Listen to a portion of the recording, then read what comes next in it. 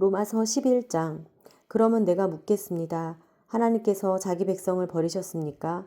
결코 그럴 수 없습니다. 나 자신도 이스라엘 사람이요 아브라함의 씨에서 난 자요 베냐민 지파에 속한 사람입니다. 하나님께서는 미리 아신 자기 백성을 버리지 않으셨습니다. 여러분은 성경이 엘리야에 관해 말한 것을 알지 못합니까? 그가 이스라엘을 고발해 하나님께 호소하기를 주여 그들이 주의 예언자들을 죽이고 주의 제단들을 부수었습니다. 오직 저만 남았는데 그들이 제 목숨도 찾고 있습니다. 라고 했습니다. 그러나 하나님께서 그에게 무엇이라고 대답하셨습니까? 내가 나 자신을 위해 바알에게 무릎을 꿇지 않는 7,000명을 남겨두었다 라고 하셨습니다.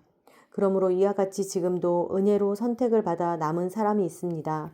그리고 만일 은혜로 된 것이면 행위로 인한 것이 아닙니다. 그렇지 않으면 은혜는 더 이상 은혜가 되지 못합니다. 그러면 무엇입니까? 이스라엘은 자기들이 찾던 것을 얻지 못했습니다.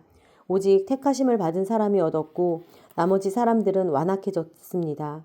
기록되기를 하나님께서 오늘날까지 그들에게 혼미한 심령과 보지 못하는 눈과 듣지 못하는 귀를 주셨다라고 한 것과 같습니다. 또 다윗도 말하기를 그들의 밥상이 그들에게 덫과 올가미와 거치는 것과 보응이 되게 하시고 그들의 눈이 어두워져 볼 수 없게 하시고 그들의 등이 영원히 굽게 하소서라고 했습니다. 그러면 내가 묻겠습니다. 그들이 완전히 쓰러져 내버려야 할 정도로 넘어진 것입니까? 결코 그럴 수 없습니다.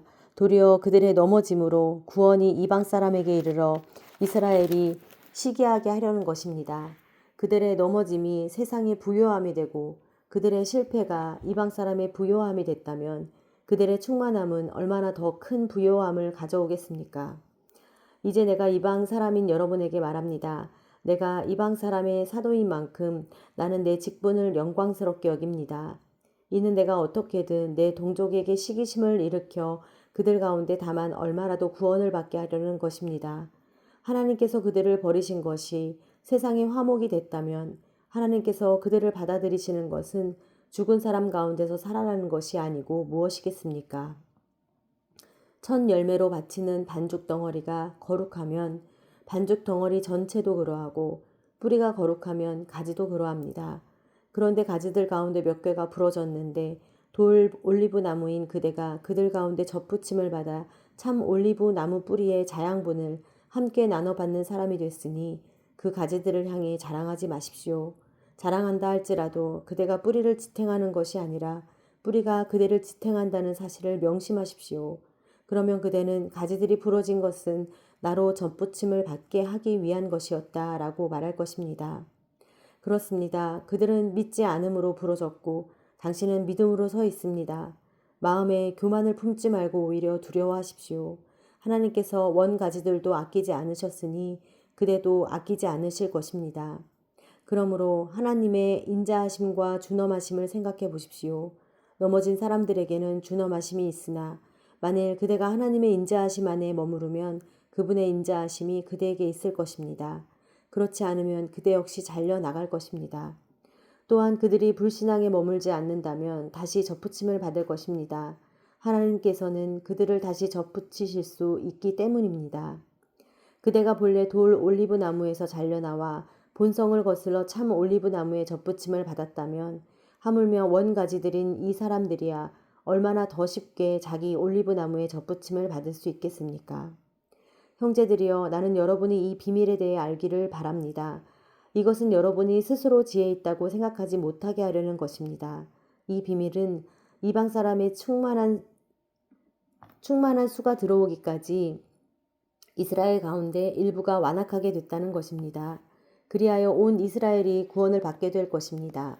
기록되기를 구원자가 시온에서 나와 야곱에게서 경건치 않은 것을 제거하실 것이다. 이것은 그들과 맺은 내 언약이니 내가 그들의 죄를 없애버릴 때 이루어질 것이다 라고 한 것과 같습니다. 복음의 관점에서 보면 그들은 여러분으로 인해 원수가 된 사람들이지만 선택의 관점에서 보면 그들은 조상들로 인해 사랑을 받은 사람들입니다. 하나님의 은사와 부르심은 번복될 수 없습니다. 한때는 여러분이 하나님께 순종하지 않았으나 지금은 이스라엘의 불순종으로 긍휼히 여김을 받았습니다. 이와 같이 이스라엘이 지금 순종하지 않는 것은 여러분에게 베푸신 긍휼로 이제 그들도 긍휼히 여기심을 받게 하려는 것입니다. 하나님께서 모든 사람을 불순종 가운데 가두신 것은 모든 사람에게 긍휼을 베푸시기 위함입니다. 깊도다 하나님의 부여와 지혜와 지식이여 그분의 판단은 헤아릴 수 없으며 그분의 길은 찾아낼 수 없도다. 누가 주의 마음을 알았는가? 누가 주의 조언자가 됐는가? 누가 주께 먼저 드려 주의 보상을 받겠는가? 만물이 그분에게서 나오고 그분으로 인해 있고 그분에게로 돌아갑니다. 그분에게 영광이 영원토록 있기를 빕니다. 아멘.